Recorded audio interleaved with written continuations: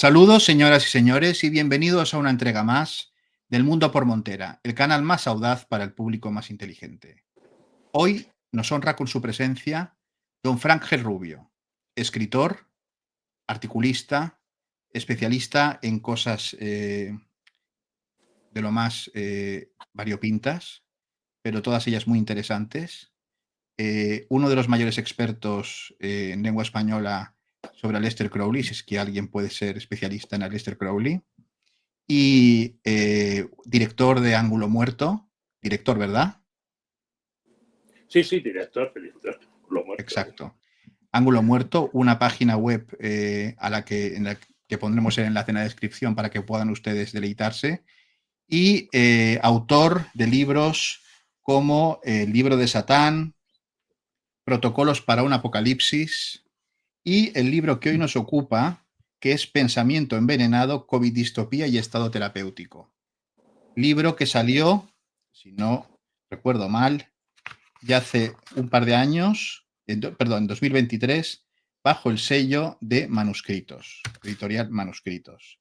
Un libro que, como todos ustedes ven, aquí está Pazuzu, para todos aquellos que hayan visto El Exorcista, y el vial de ese producto, de esos polvos de la Madre Celestina, que nuestro querido gobierno y los gobiernos mundiales quisieron ponernos a todos durante aquel evento, durante aquel fenómeno mundial que todos vivimos ya hace unos años y que no podemos mencionar aquí porque las ursulinas que velan pues, por nuestras sanas costumbres, no les gusta que lo mencionemos, pero todos ustedes saben a qué me estoy refiriendo. Frank, ¿qué tal? ¿Cómo estás? Bienvenido al Mundo por Montera. Buenas tardes, Manuel. Muchas gracias por traerme a tu programa. Y estoy bien, hace una tarde estupenda, aún no tenemos calor y es el momento de hablar de estas cosas. Yo cuando me refiero a eso que no se puede decir, diré mu. Mu. Bueno, me Eso, parece bien, mu. Me gusta, vale. me Es gusta. una manera de hacérselo llegar a los que nos Sí, escuchan y nos ven. exactamente. Además que la gente ya sabe a lo que nos referimos.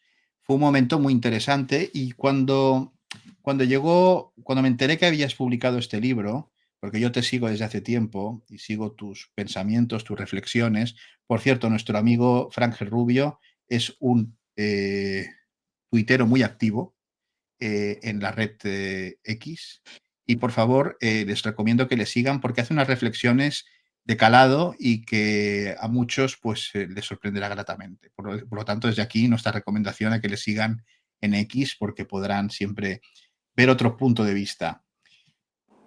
¿Cómo aparece este libro, Frank? ¿Cómo se te ocurre, aparte de que es un libro que hay una serie de artículos que ya habías escrito y demás, pero luego hay una narración muy interesante sobre toda la génesis y luego sobre tus experiencias personales durante ese momento? ¿Cómo se te ocurre escribir sobre el tema? Se me ocurre porque me quedé, como bien sabes, como muchas otras personas, encerrado y estaba encerrado en el campo, afortunadamente. Y allí ya no tenía acceso a la tablet, que se me estropeó en 10 días, y lo único que tenía era un móvil y no tenía televisión. Y entonces, bueno, me quedé encerrado leyendo viejos libros que había allí de mis padres, más que míos, porque yo no pensé que me iba a quedar encerrado casi 2 meses. Y entonces ahí es donde empecé a darle vueltas. Digo, ¿por qué no escribir un libro sobre esto? Y lo que escribí es muchos artículos. Sí, Cuando terminó esa primera fase del encierro, sí. y ya está. Y entonces, bueno, me di cuenta que había la posibilidad de escribir un libro, me metí a estudiar un poco el tema. De hecho, ahora mismo, con ocasión de tu entrevista, pues me he puesto a repasar muchísimas cosas y me he dado cuenta que han cambiado muchas cosas de manera drástica con relación a cómo veíamos las cosas en el año 2020, 2021 y 2022. Luego ya empezaron a cambiar, han cambiado tanto ministra de Sanidad a perreadora, que es como la llamo yo. La gente la llama mema, pero no creo que merezca algo así. Perreadora le da una talla especial. Y Perreadora ha intentado hacer una cosa muy desagradable, que es crear una agencia estatal de la salud que ha sido rechazada en el Parlamento, afortunadamente, donde iba a nombrar como director a Fernando Simón, ese hombre que yo no pude disfrutar porque no tenía televisión, pero creo que creó auténtica escuela. Pues Y no sabes lo que te perdiste. Era tan bonito, era tan bonito. Oye, era como, ¿sabes aquello? Despertarte por las mañanas. Tengo que decir que a mí también me pilló casi aislado, pero televisión había y por las mañanas una pequeña dosis de veneno para no matarte, pero sí crear cierta inmunidad, va bien. Y aparecía Fernando Simón rodeado de generales, guardias civiles. Todo aquello da un ambiente de seguridad, de certezas, ¿no? O sea, era una maravilla, era una maravilla. La gente decía, ¿qué han dicho? ¿Qué han dicho? La policía, la UME, qué maravilla, ¿no? confianza, esa es la palabra clave. Confianza. Confianza. Confianza. Entonces, el otro día sí dediqué unos 20 segundos o 30 a ver un programa que se hizo expresamente para potenciar esa agencia de la salud, acompañado una entrevista de Jordi Évole a Fernando Simón. Y vi unos trozos.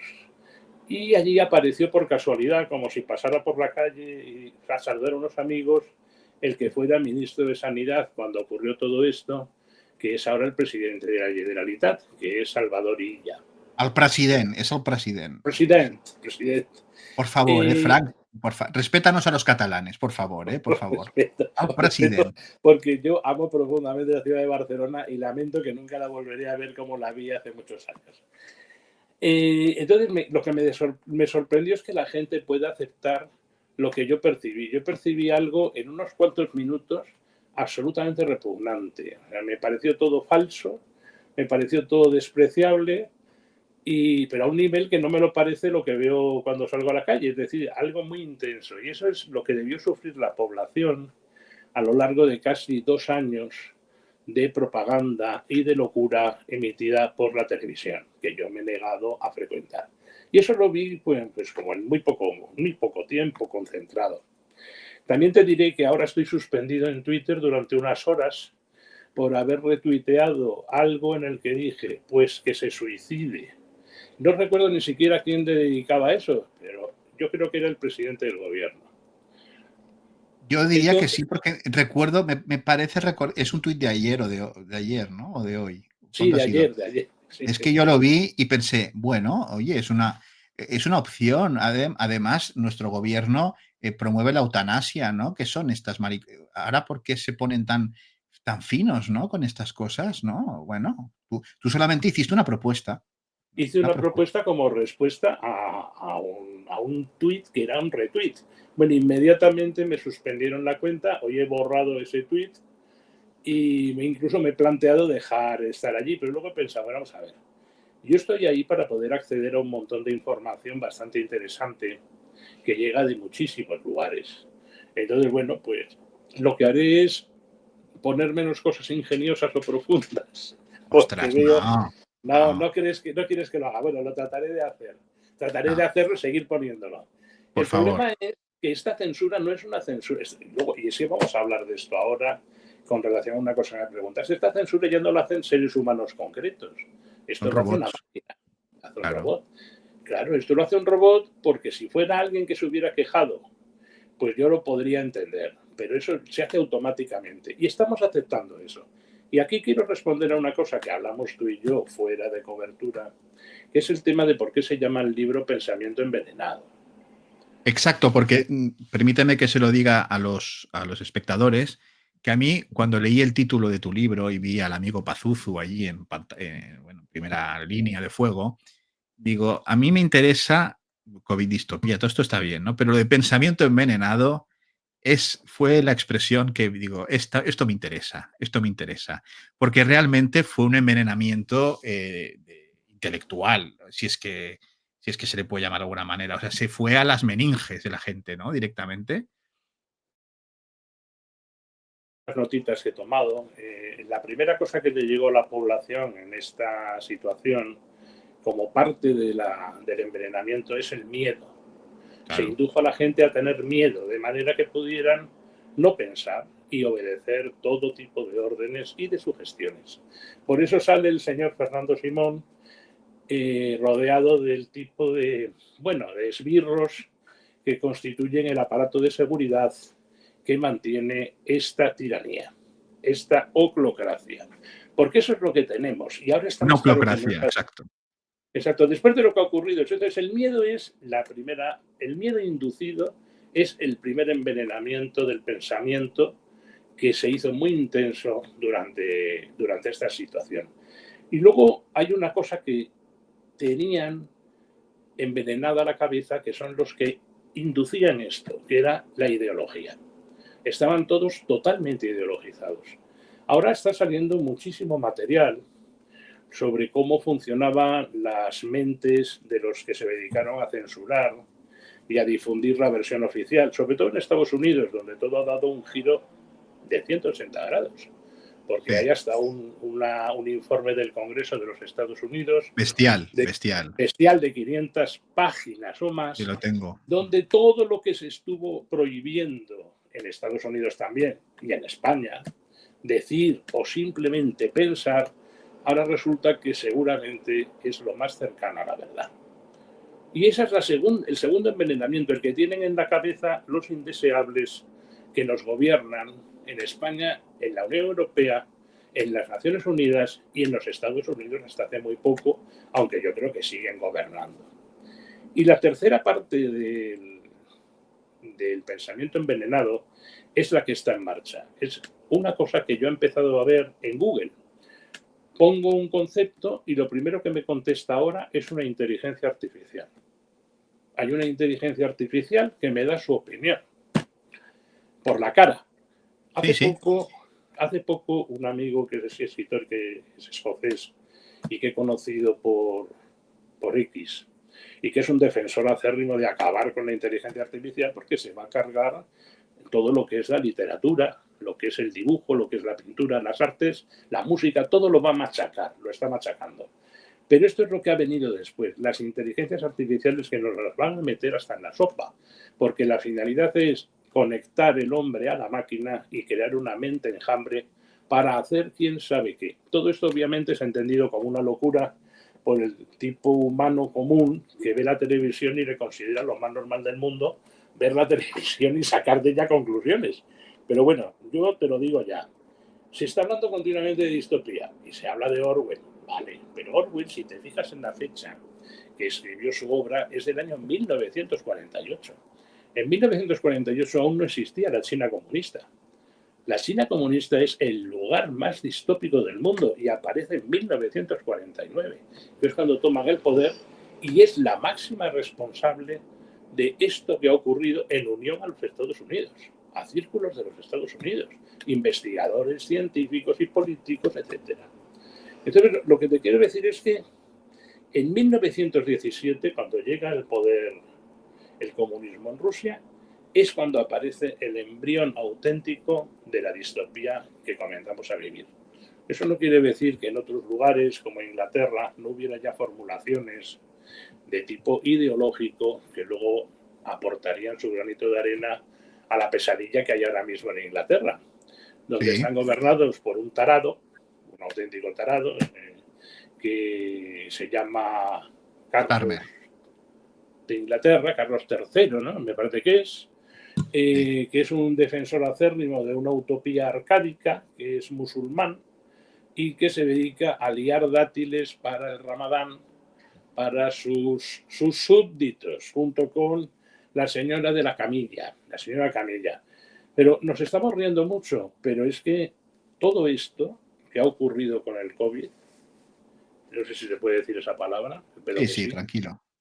Todo eso que ha ocurrido es el punto de partida de algo que va a continuar. Va a continuar, y te voy a decir por qué va a continuar. No porque no haya resistencia, que la hay, sino porque no hay ningún coraje para disponer, como hay que disponer, de las personas que han asesinado a millones de personas con esto. Atención. El gobierno llegó a decir hace un año y medio que él había salvado a 500.000 personas.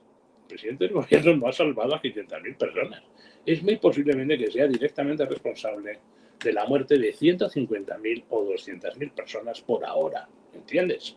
Por ahora. Y voy a decir una cosa bastante inquietante con relación al tema de la ganancia de función. Y ahora ya me haces tú las preguntas, porque eso sí quiero que se sepa.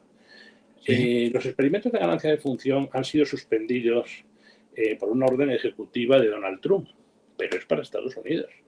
En España, el presidente que tenemos hace 2 años dio una orden para que se ponga en marcha un laboratorio de seguridad como el que había en Wuhan para tratar con muestras biológicas que va a estar y está en Majadahonda y que se pondrá en marcha en octubre de este año. Es decir, en los países que no está prescrita la ganancia de función, que por ahora que yo sepa solo es Estados Unidos, sí se van a hacer todas estas locuras que se han hecho y que han llevado a lo que han llevado. Y España es un país donde nuestro querido presidente, que ha salvado tantísimas vidas con sus inteligentes aportaciones, que ha sido imitar a lo que le decían los chinos en todo momento, pues ha puesto ya su granito de arena para que este año se ponga en marcha un laboratorio donde podría darse la circunstancia de que los españoles podíamos tener un acceso libre y muy cercano a algo muy similar a lo que ha ocurrido en China. Pues ahí queda y sí que es inquietante, ciertamente, y va bien que la gente lo sepa, como mínimo tenga el dato, ¿no?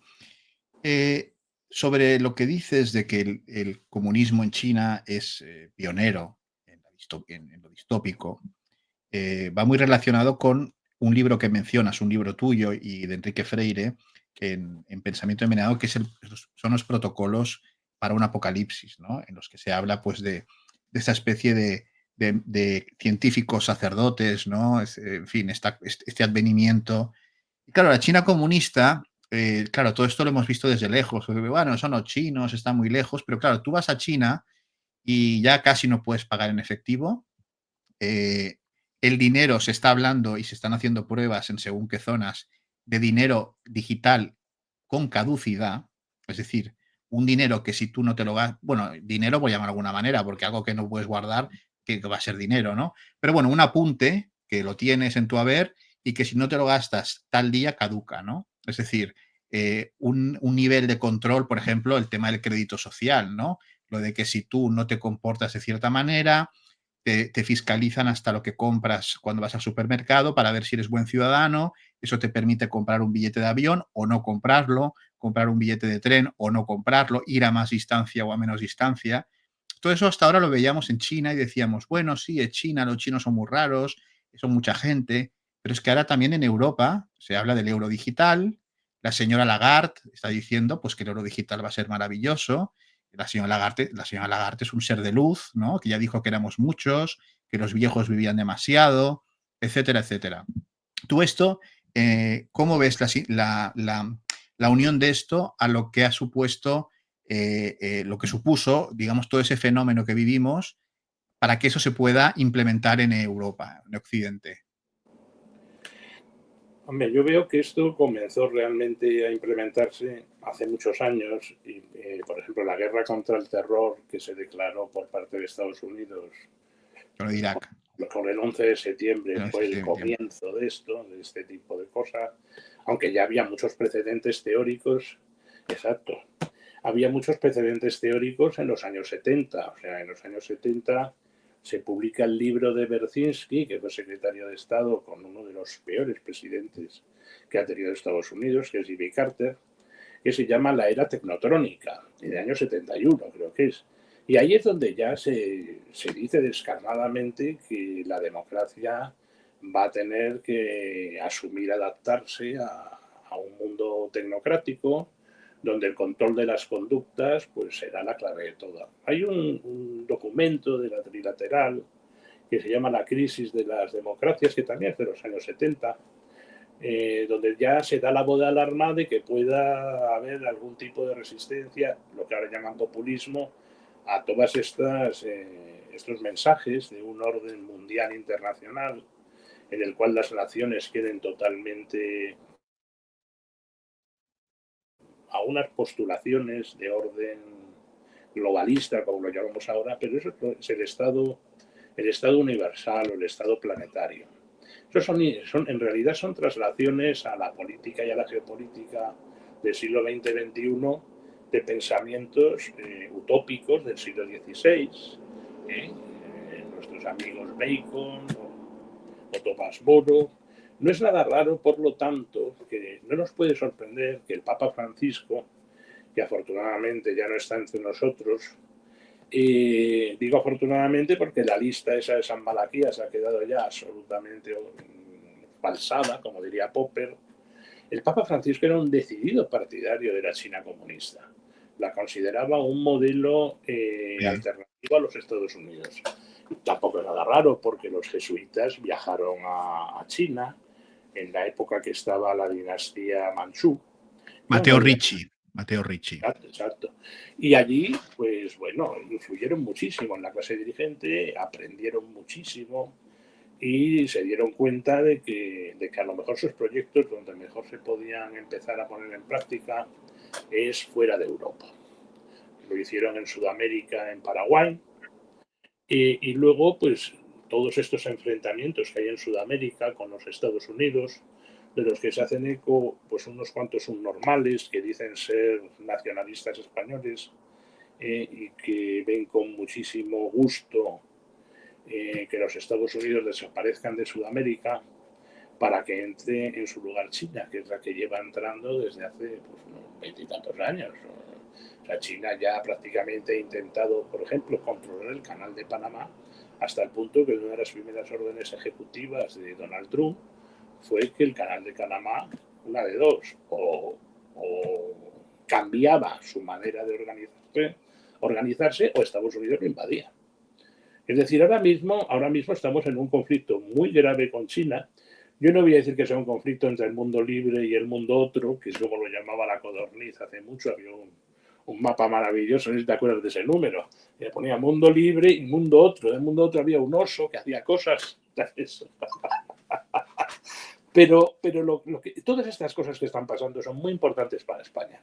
Y son importantes porque el presidente Sánchez ha hecho confesión pública, como la hizo Zapatero, de ser un gran amigo de China. E incluso el Partido Socialista presume de sus relaciones con China. Y cada dos, si pone la gente en Google PSOE China, aparecerán varias escenas de miembros del PSOE viajando a China, de chinos viajando a España y fortaleciendo esas relaciones entrañables.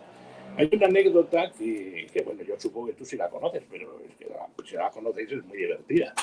El equipo de fútbol de Wuhan, la ciudad de donde provino el virus, Sí. estaba en España. Estaba en España cuando empezó todo esto. Estaba cerca de Cádiz, de la zona esa donde veranean los ricos. Ahí estaba el equipo de fútbol. Y cuando se fueron, porque eso lo puedes encontrar, es de periódico. Cuando se fueron, dijeron que veían muy mala manera de controlar las cosas en España. Se permitieron incluso decir eso. Es decir, Enmendarnos la plana. exacto. Los chinos tienen mucho más poder del que pensamos y tienen comprado a medio planeta, como lo tienen comprado los árabes, los señores de Qatar, de Arabia Saudita, todos estos señores tienen comprado a medio planeta. Y si han comprado a medio planeta, en España han comprado las 3/4 partes. Ya. El tema de China también es inquietante si hablamos de África, por ejemplo, ¿no? Porque en África también bueno, ha extendido sus tentáculos de una manera evidente y visible si uno viaja por esos parajes, ¿no? Porque te encuentras las famosas minas de coltán, las famosas minas que la mayoría del personal, digamos, de los capataces o la gente de un poco son chinos, ¿no? No son occidentales, sino son chinos y controlan ellos el cotarro teniendo pues a sueldo al gerifalte de turno, ¿no? Esto también, no solamente en Sudamérica, sino también en África, ¿no? Es muy visible todo esto. En África le han ganado la partida a los franceses y en Europa, ahora mismo Europa se debate con relación a las tarifas de Trump en a ver cómo se relaciona con Trump, porque claro, Europa y Estados Unidos tienen una relación económica muy fuerte y no da la impresión de que Europa pueda a Estados Unidos los coches de lujo, etcétera, que le venden. Atención. Y al mismo tiempo ya los chinos están haciendo todo tipo de presiones para poder meterse en Europa a fondo, ¿vale? A fondo económicamente. Los chinos son los máximos responsables de lo que ha ocurrido con esta pandemia, porque han recomendado, primero, han recomendado censurar que se dijera cualquier cosa que pudiera cuestionar la idea de que era una sopa de murciélagos o de pangolines la responsable de esto. Ahora mismo, todo lo que se sabe, y en España, yo, la primera opinión que vi sobre esto, como ya te digo, que yo estuve casi 2 meses sin poder conectarme a nada, encontré en una revista militar española, muy empezando todo, ya un artículo en el que decían que el miedo hecho de insinuar que podía ser un escape o una cosa bacteriológica, que es una teoría de la conspiración. Yo te digo que el grado de sumisión del establishment español a las determinaciones de los que tienen realmente el poder en el mundo, ya sean naciones, ya sean imperios, ya sean cónclaves financieros, ya sea lo que sea, es aún mayor que la sumisión del pueblo español a los miserables que lo gobiernan. Muy interesante, muy interesante. Y sobre el tema que nos ocupa, el tema, lo que vivimos todos, ¿no? Ese secuestro masivo del pueblo español que fue declarado inconstitucional, por cierto, porque esto parece que se olvida. Inconstitucional no una vez, sino dos Dos. veces, ¿eh? Dos, porque esto también se olvida, sin que pase nada. Es decir, bueno, pues nadie ha ido a la cárcel, no, o sea, bueno, aquí no ha pasado nada, ¿no? ¿Qué hay de esotérico en todo esto? Porque se habla, si es que lo hay, porque mucha gente escuchas, gente que no es, que es crítica con lo que hicieron, con las medidas extremas que llevaron pues a la gente a no abrazarse, a no abrazar al abuelo, a todas estas historias. Se habla, por ejemplo, de esto ha sido algo satánico, por ejemplo. Esto se oye, estas expresiones, ¿no? Eh, ¿Tú cómo lo interpretas todo esto? Hombre, yo lo que interpreto es que si se busca, como hablaba Klaus Schwab, de una nueva normalidad para poder imponer su cuarta revolución industrial, lo que ocurrió con el COVID encaja con esos proyectos de ciudades de 15 minutos, de gente conectada. Es evidente que si tú te quieres cargar las naciones y las culturas para sustituirlas por un nuevo orden que por fuerza tiene que ser un orden de control biofísico, ya no ideológico, sino un control mucho más directo, pues si tú quieres hacer eso, pues tienes que hacer algo muy parecido a lo que se hizo. La cuestión es la siguiente.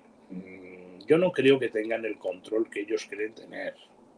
Y veo además que las consecuencias de sus actos pues son verdaderamente adversas a ellos. Es decir, yo no creo que los defensores de este modelo de la cuarta revolución industrial o de estas actitudes desarrolladas en el COVID o de estos proyectos que vienen ya con Obama, no creo que estas personas sobrevivan políticamente. O sea, yo no quisiera estar en sus zapatos. Es decir, estas personas han levantado algo con sus actos, han sido muy ambiciosos, se han lanzado a lo que se han lanzado y van a ser depurados. El proceso está siendo muy lento porque al otro lado no hay masas de gente consciente que se esté levantando por la libertad, etcétera. Entonces es una fantasía.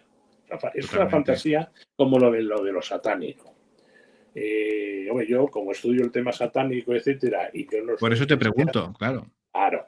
Yo creo que hay gente que entiende que satánico es cualquier cosa en la cual los gobernantes hacen con los gobernados lo que quieren.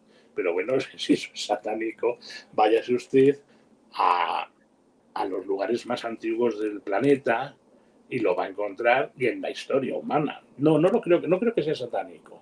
Es cierto que habrá grupos satanistas que defiendan esto. Los grupos satanistas están divididos también por motivos políticos y De cien apoyan mil o ramas, no. ¿no? Claro. Tienen ramas, pero existen realmente grupos satánicos en el sentido avieso de la palabra, lo último que hacen es decir que son satanistas. Eso es lo primero de todo, ¿entiendes?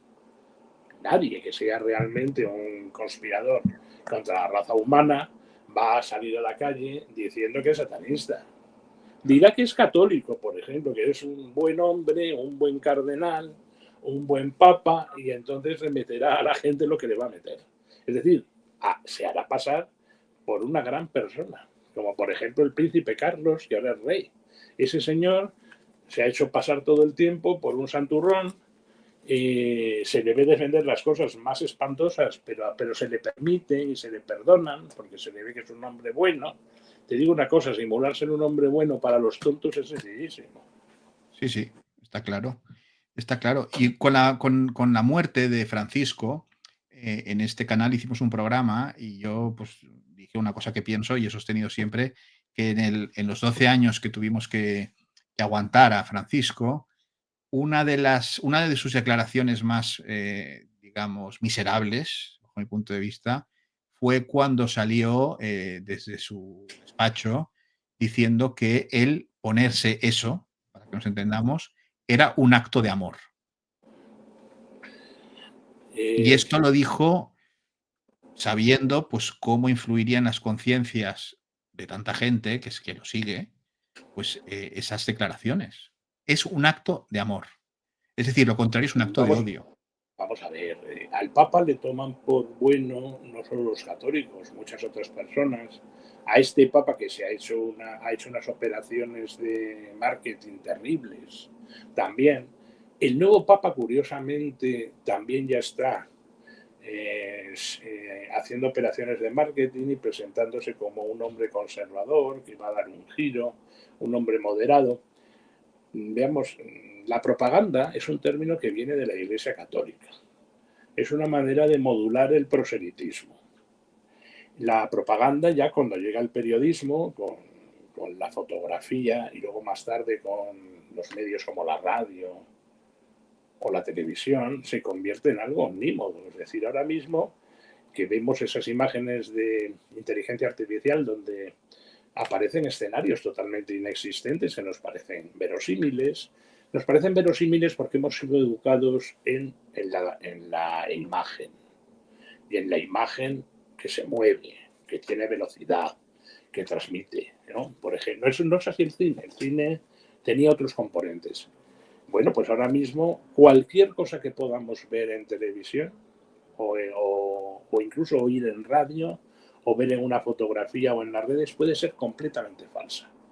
Y como puede serlo, será utilizada por los que saben usarla. No te quepa la menor duda, ni a vosotros, espectadores. O sea, nosotros mismos podríamos ser ahora mismo unas imágenes puramente fabricadas. Hombre, yo soy un poco cutre para ser generado por una imagen artificial, pero quién sabe, ¿no? Somos. Somos, bueno, entonces estoy Somos. más, pues no sé, más integrado, digamos, en un régimen de luminosidad y de telepresencia, ¿no? Qué malo eres, qué malo Ah, eres. la has cogido, ¿eh? Lo he cogido, lo he cogido. La luminosidad. Muy bien, muy bien. Sí, sí, Luminosidad. sí. Bueno, sí, sí, ciertamente esto que dices que los supuestos malvados o lo que sea jamás aparecerían diciendo que lo son, sino aparecerían como ovejitas, ¿no? Y diciendo que son, bueno, lobos con piel de cordero, eso es muy antiguo, ¿no? Pero la gente se lo traga, la gente se lo traga, ¿no? ¿Y qué ha pasado con la capacidad? Si es que queda capacidad de pensamiento, Bueno, el sentido común, mira, te voy a decir una cosa, este libro que se llama Pensamiento Envenenado, claro, en realidad nace de la visión de un libro que no tengo, que está en inglés, que se llama The Parasitic Mind, la la mente para... mente parásita, de un evolucionista que estudia la conducta en Canadá, que se llama Gad Saad. Y es un hombre muy inteligente. Hoy he entrado un poco en el rato que he podido entrar en Twitter, y él considera, por ejemplo, una grave amenaza en lo que él llama la empatía suicida, que está siendo continuamente defendida para que simpaticemos con la inmigración masiva. Te pongo un ejemplo. Entonces, el grado de manipulación al que está sometida la tecnologías es extremo, extremo, ¿vale? Y entonces ya se han dado cuenta una serie de personas. Hoy, por ejemplo, Gazzard comentaba una imagen de una congresista norteamericana que se llama Ilhan Omar, no sé si la conoces, Sí, que es como Alejandra Ocasio, son pero el equivalente. el equivalente a Irene Montero o a Rita Maestre, o sea, lo Unas último, cracks, unas cracks. unas cracks. Y hay un momento en que la Ilhan Omar va por la calle y le van preguntando que qué opina de los atentados de la sinagoga o del museo que han tenido lugar hace una semana. Y ella contesta pues, que se la sopla, obviamente. Entonces Gazzard, que es judío, dice lo siguiente: si Occidente quiere salir de esto, es necesaria una autocorrección cataclísmica de sus élites. Fíjate lo que está diciendo. Bueno, pero eso está dicho de una manera muy elegante, Oh, pero una claro, autocorrección, claro, pero una autocorrección cataclística, o cataclísmica, a ver, ya nos podemos imaginar lo que es, ¿no? O yo sí me lo sea, imagino. Yo sí me lo sí, imagino. sí. ¿Y tú Yo lo sí ves me lo imagino. deseable? Veamos, yo creo que la única manera de que esto se corrija es drásticamente, porque si no, no se va a corregir. Los que están en el poder cometiendo estas felonías, por ejemplo, nuestra maravillosa ministro de Sanidad, la han nombrado miembro del Consejo Ejecutivo de la OMS. La OMS ahora pues, va a experimentar un declive bastante grande porque Estados Unidos A le va a cortar el grifo. retirar el dinero. Pero ella está tan contenta de poder haber llegado ahí. Ya ha salido mal la jugada de la agencia, pero el tratado este de pandemias, que es mucho más moderado porque están retrocediendo porque tienen miedo de esos procesos cataclísmicos de corrección que les pueden ocurrir en cualquier momento, porque estamos hablando de gente muy estúpida y muy ambiciosa, que está muy infiltrada en todas partes, pero que realmente sigue las instrucciones de un núcleo muy pequeño que es invisible. Ahí quería yo llegar, el Eso núcleo, es.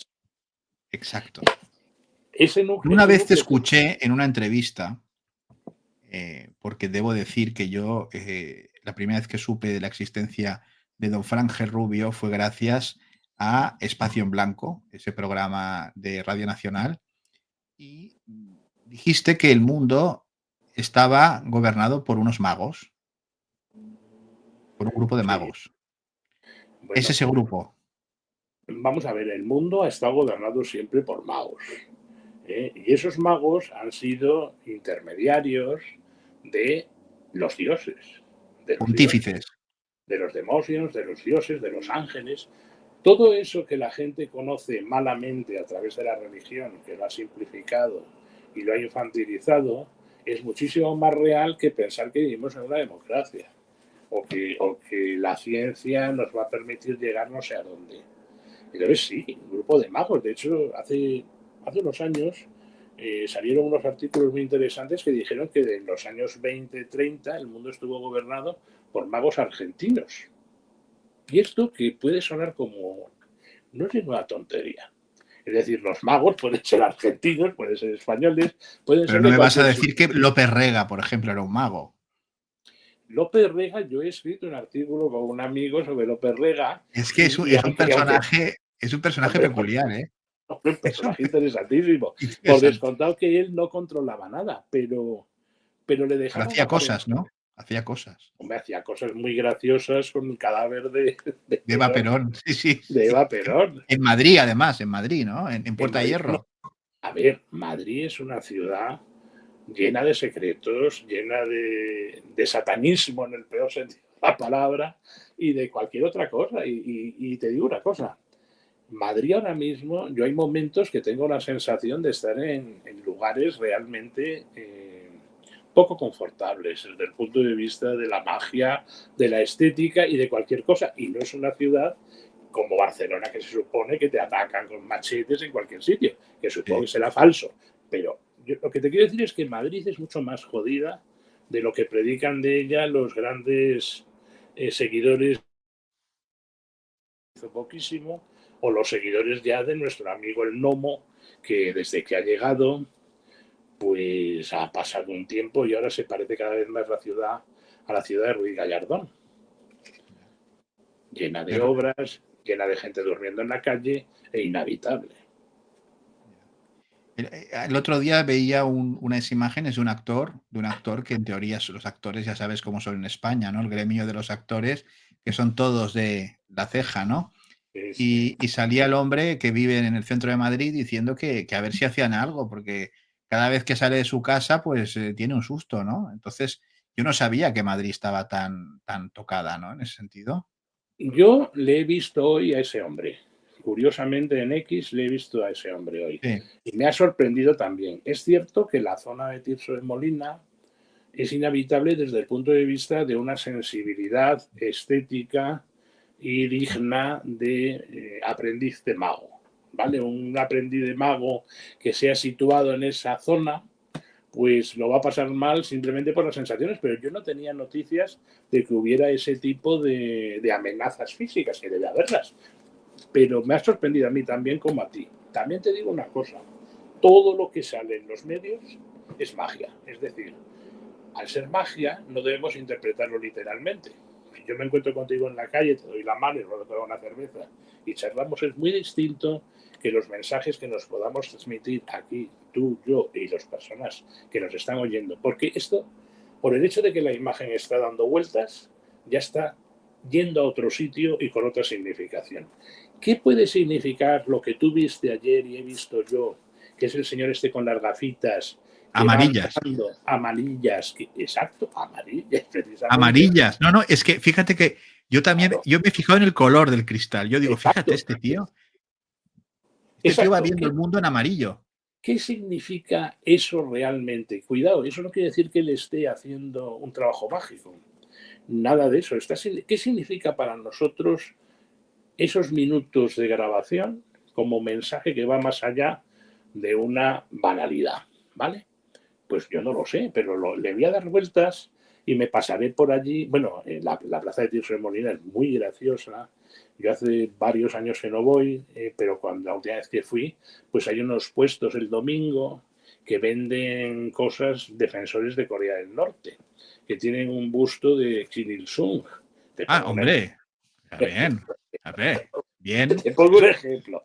Eso sí que es mágico. Eso es mágico. Claro, Coño. pero eso es mágico, pero porque hay gente. O sea, eso se ha visto en directo. Es otro tipo de magia. Pero algo hay allí. Vamos a ver, yo fui a ver una película de terror que se llama como Dedos Largos o Manos Largas. ¿Te suena esta película? No. La fui a ver. Bueno, pues es una película que sale el diablo, que es Nicolas Cage. Es una película muy interesante sobre el diablo, de asesinatos, etcétera, de psicópata. Y sale el diablo, o sea, realmente. Bueno, yo la fui a ver y hacía muchos años que no iba a un cine al lado de la plaza de Tirso de Molina. Y cuando antes de entrar me compré 7 pasos a Satán, una novela que me ha gustado mucho, creo que es de Abraham Merritt, que yo tenía una edición y que encontré otra en una librería allí y me la compré. Y cuando salí me fui a comprar unas bebidas porque no tenía en casa. La sensación era terrible. Fíjate, para que yo te diga que a mí me parece terrible la sensación de la calle. Había una sensación de como cuando está la estática puesta en los televisores. Sí. ¿Entiendes? Pero a lo grande, como si permeando todo. Los movimientos de la gente, la luz, todo. No sé si te ha pasado eso, sentir eso alguna vez. Bueno, si no vas a los supermercados, los supermercados son como la parte benévola de eso. Bueno, me ha pasado en otros sitios, pero sí, puedo entender a lo que te refieres, creo. Enjambre, el enjambre. Es como tener un avispero en tu casa. Exacto. Sí. Entras en tu casa y de repente en la habitación tienes un avispero de 2 metros de esférico. ¿Qué harías? Aparte de aterrorizarte, claro. Claro, sí. Bueno, pues esa era la circunstancia de toda la gente que vive en la zona, en concreto en la plaza de Tirso de Molina. Entonces, yo entiendo que ahí hay algo, seguramente están pasando cosas, pero yo creo que el mensaje que él está dando es, realmente diré una cosa, aquí caerá Pedro Sánchez cuando le abandone la izquierda. Claro. La izquierda que cuenta, es decir, los que dan las órdenes y desobedecen. Sí, porque la izquierda jerárquica. que haya empezado ya te lo dije. Melody será la tumba de Pedro Sánchez. Esto me lo dijiste ayer y fue una apotegma que no lo has puesto en X. No lo has No puesto puedo en poner X. nada en X ahora. Puedo Bueno, ver cosas, pero decir Melody será la tumba de Pedro Sánchez me parece como para ponerlo en luces de neón. Para ponerlo en luces de neón, ¿eh? Me gustó mucho lo que me dijiste. Porque Eurovisión también es otra cosa, así, como un poco de pensamiento envenenado, ¿eh? Ahí hay pensamiento envenenado a punta pala, ¿eh? Hombre, Eurovisión es. Yo esta vez la he visto por primera vez entero. Lo vi en San Miguel de Salinas con una amiga, porque quería ver entero un Eurovisión. Siempre he visto trozos. Cuando era un niño, yo soy muy mayor, yo veía a Domenico Modugno y a Giglio La Quinchetti con mis abuelos en un televisor en blanco y negro, y era un niño. Y yo lo pasaba muy bien viendo Eurovisión en casa con mis abuelos. Pero tú no eres tan mayor como para haber visto a Maciel y a todas Hombre, esas. claro, yo tengo 68 años. Entonces sí he visto a Maciel con el La La La en directo. En Y a directo. Salomé con el traje y Y todo el rollo. Salomé con el traje ese como un mono. Un mono de eso. Está muy bien. Todo eso lo he visto. Eso no tiene nada que ver con lo que vi el otro día.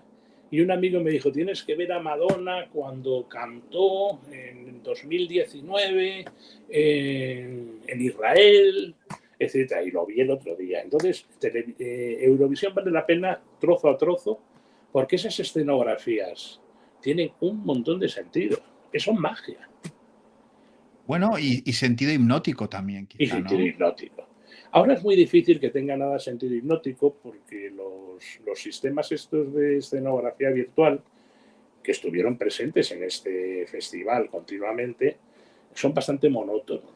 No tienen capacidad aún de sugerencia como tenían los viejos decorados, ¿vale? Por lo menos para mí. Sí, sí. Es así. Lo que pasa es que, claro, el pensamiento envenenado, por ejemplo, cuando uno se acuerda de lo que vivíamos, de esa liturgia que en teoría nació espontáneamente de aplaudir a las 8, ¿te acuerdas? Cuando se hablaba, ¿no? De aplaudir y esa especie de. Claro, porque no hay liturgia sin gesto ni canto, ¿no? Entonces el gesto era aplaudir y el cántico litúrgico era el resistiré del dúo dinámico. O Sí. sea, era una liturgia, Pues cuando hubo el apagón famoso, el apagón, vimos un poco que la gente volvía a lo mismo, porque veías edificios que cuando volvía la luz la gente empezaba, gracias, gracias Pedro Sánchez, todos aplaudiendo allá bueno, como desesperados, muy Bueno, bonito. yo afortunadamente no he vivido ninguna de las dos cosas. En el sitio en el que yo estaba no llegué nunca, solo una vez de lejos. Creo que en el pueblo de Los Molinos hubo unos aplausos tan fuertes que llegó una onda. Si no, no lo llegó a ver nunca. Y aquí, lo que yo sí percibí, porque yo viví el apagón en la ciudad, que me iba de viaje al día siguiente, y lo Sí. primero que tuve que decidir es si me tomaba en serio el apagón o me tomaba el viaje del día siguiente. Decidí tomarme en serio el viaje del día siguiente y no prescindí de ninguno de los gestos ni de los actos que tenía que realizar. Yo no llegué a oír lo de Pedro Sánchez. Lo que sí vi es multitudes ingentes de gente que iban de un lado para otro, que no podía ir más que andando, claro. Yo tuve que hacerlo también, ir de una casa a otra, andando. No podía hacer otra cosa. Era lunes, no debes olvidar esto. El lunes es un día bueno para no trabajar. Era de día, era de día. Y poco más. Yo no percibí eso. Hombre, vamos a ver, la sumisión del español es total a cualquier cosa, pero en el apagón yo no vi esa entrega. Si hubiera durado el apagón un poco más, yo creo que hubiera habido problemas, ¿eh? En Madrid en concreto. Probablemente duró lo suficiente como para que no llegara la sangre al río, pero claro, imagínate un apagón de este tipo 3 días, por ejemplo. Con un Es la apagón de cosa. 3 días habría graves disturbios, se atacarían los supermercados, incluso ya podría aprovechar alguien para atacar a. Bueno, pocas cosas se pueden atacar si no hay luz, porque no puedes trasladarte de uno para otro. Hombre, incendiar puedes hacerlo, pero yo no quiero Sí, insistir en cosas que se le pueden ocurrir a la gente por sí mismas, ¿no? claro. Claro, no, Claro. está claro. Está claro, está claro. Pero eso es incidir en el tema del pensamiento envenenado, porque la gente sigue viendo la televisión, aunque cada vez menos. Yo creo que la gente cada vez ve más, se informa a través de medios alternativos, pero claro, también hay pensamiento envenenado a través de esos medios, ¿o no? Que- Cualquier cosa que haya en una pantalla hay envenenamiento, no porque lo tenga que haber, sino porque eso es lo que hemos hecho con las pantallas, ¿vale? Pero, ¿qué te puedo decir? Yo mismo procuro ver la menor cantidad de YouTubes que puedo, simplemente porque no tengo tiempo, Manuel, porque si leo no puedo estar en eso, ¿vale? claro. Si veo una película no puedo estar en eso. Y te digo, no se puede uno formar viendo vídeos de YouTube. Como tú dices muy bien, uno podría perfectamente estar leyendo los mejores libros en pantalla si estás aislado en una isla desierta y tienes un Starlink de esos que te permite recibirlos. Y puedes dedicarte a eso, pero eso no lo hace nadie. Eso no lo hace nadie. Son las cosas que decía Escotado de lo bonito que era formarse y de lo bello que era Internet, ¿vale? Yo comparto eso, pero eso no es para lo que se ha diseñado ni para lo que se usa. Se No, usa para tener son medios de cretinización, ¿no? Digamos. totalmente, pero por la propia naturaleza de la relación que tienes con las realidades, las cosas que tomas como realidades. Exactamente. Claro, ¿Crees que esto se puede volver a repetir? Digamos que una vez la gente ha visto, pues, después de las amenazas, después de todo lo que llevaba, o sea, cómo estos psicólogos conductistas, ¿no? Lograron que muchas personas voluntariamente fueran a hacerse algo, lo que ya sabemos, ¿no? A ponerse los polvos de la madre Celestina en vena. ¿Crees que eso la gente se lo volvería a tragar si volviera a pasar lo mismo? mira, lo que ha pasado es que en el tercer mundo es donde menos éxito ha tenido esto. En Haití se han se han el 4% de la población. En África, poquísimos. En Nigeria, anda que no hay gente en Nigeria, poquísimos. Donde se ha hecho a fondo es en los países occidentales. Y donde más ha calado es en lo que se llama la clase media alta, que es la que trabaja en su casita con estos aparatos que tenemos nosotros ahora que estamos usando para hablar con la gente de la calle, ¿no? Esos son los que más han caído en eso. Y ese es el problema es el siguiente. Los que nos gobiernan, las élites, las subélites, todos tienen un pensamiento de grupo muy desarrollado. Mucho más que la gente de la calle. ¿Entiendes? La gente de la calle, el día en que la televisión deje de emitir 3 o 4 días, se le acabó el pienso a Pedro Sánchez. Pedro Sánchez es gracioso porque cuando dijo que había que preocuparse de la desinformación durante el apagón, pero hombre, lo que no has tenido a mano es la televisión para literalmente enardecer a la gente con tus locuras. Pero en Claro. cuanto desaparezca la televisión, se acabó lo que se daba. En cuanto desaparezca la televisión y unos cuantos desórdenes y la gente tome conciencia de que está absolutamente desamparada, la clase dirigente vuela en pedazos. El problema es que con esto de que si es satánico A y B y si todo el mundo está en lo mismo y si hay conspiraciones, es que no entendemos que nosotros a través de los medios de comunicación y de la educación no sabemos prácticamente nada de nada, con certeza. Tenemos que pensar mucho sobre estos residuos con los que alimentamos todos los días para poder desentrañar un mínimo de claves sobre qué está pasando alrededor nuestro. Y una de las cosas que yo entiendo es que si Bill Gates sale tanto en los medios y Soros también, es que tienen un poder muy limitado. El que tiene auténtico poder no sale en los medios. Ya se preocupa de que, claro, Él no se evidentemente. preocupa de nada, se preocupa de que salga el bobo y que juegue en su tablero.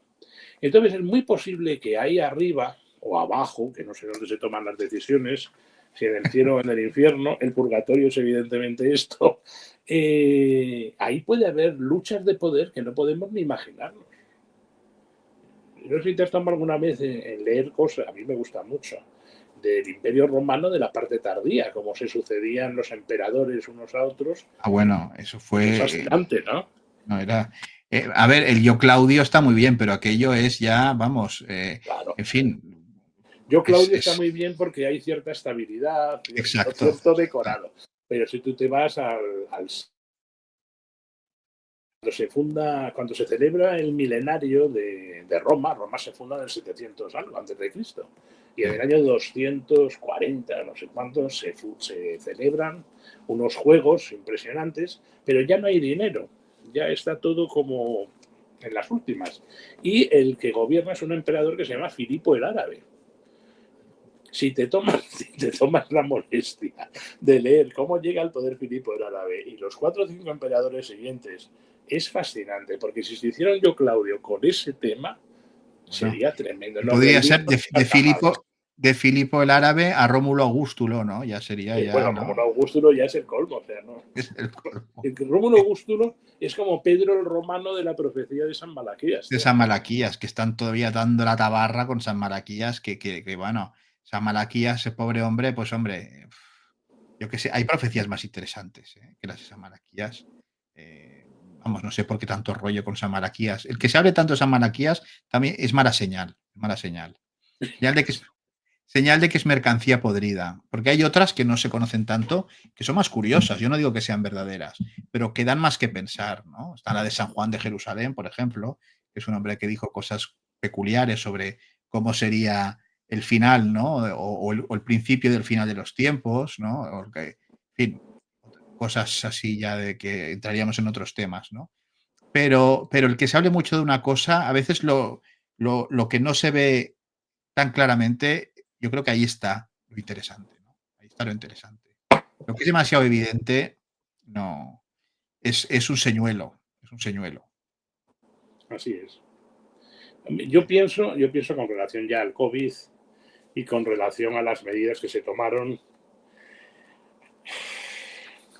que hay gente que va a seguir insistiendo en esto, ¿sabes? Pero que es un proceso. ¿Cómo podría explicarte? Imagínate que los que dirigen todo de verdad que tienen 4 o 5 jugadores, cada uno de los cuales cree que lo dirige todo de verdad él, ¿entiendes?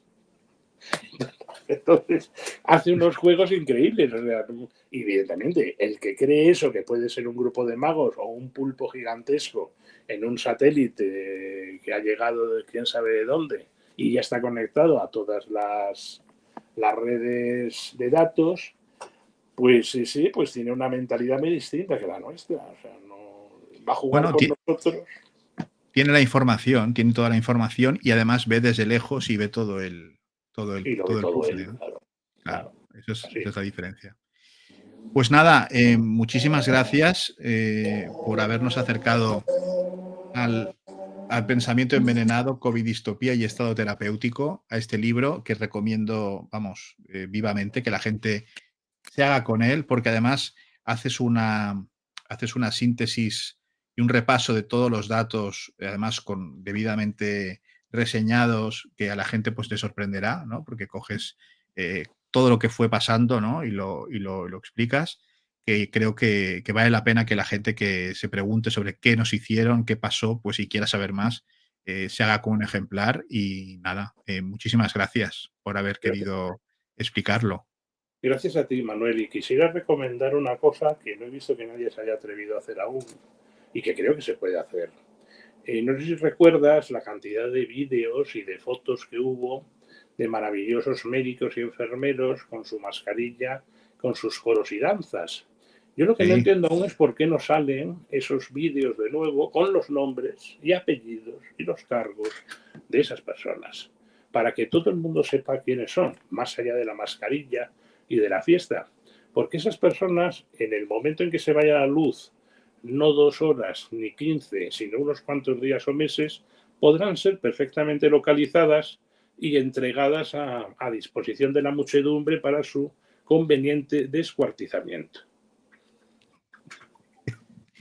Bueno, yo creo que, a ver, como final, en fin, impecable. O sea, ¿qué más puedo añadir? O sea, me has dejado, en fin, callado, ciertamente. Ahora que ya no hay peligro, pues que aparezcan sin mascarilla y así sabemos quiénes son, es verdad, sí. Es una otra de tus propuestas muy interesantes, como la que pusiste en Twitter. Sí, exactamente. Exactamente. Señoras y señores, pondremos el enlace para que puedan hacerse con un ejemplar del libro de don Frank G. Rubio. Ya saben que tienen otros libros suyos a su disposición. ¿Este se ha vuelto a reeditar o no? Porque este es difícil de encontrar, el de los protocolos. Es difícil de encontrar, aunque se puede conseguir en digital. Yo estoy intentando por todos los medios que lo reediten a través de Amazon para que la gente lo pueda encargar y se lo impriman y se lo lleve. Pero bueno, el mundo editorial, no sé cómo lo verás tú, Manuel, también es un mundo peculiar. Es un mundo mágico. Es un mundo Sí, mágico. sí. Es un mundo mágico. Totalmente. Bueno, y luego el libro de Satán, que también es un libro muy interesante, que además da mucha bibliografía que a mí me ha servido, después de leer el libro de Satán, pues para tener acceso a otros documentos con los que se ha formado nuestro invitado y que, bueno, han dado a la luz un libro pues muy interesante. Muchísimas gracias, Franje Rubio, por haber querido ponerte el mundo por Montera. La Montera te ha sentado de fábula, te ha quedado muy bien. Y nada, y muchísimas gracias. Gracias a ti, Manuel. Esperemos que volverte a ver, hablando de otras cosas. Perfecto, gracias. Muchísimas gracias. Y a ustedes, Buenas señores y tardes. señores, muchísimas gracias por haber querido conectar una vez más con El Mundo por Montera, el canal más audaz para el público más inteligente. Buenas tardes.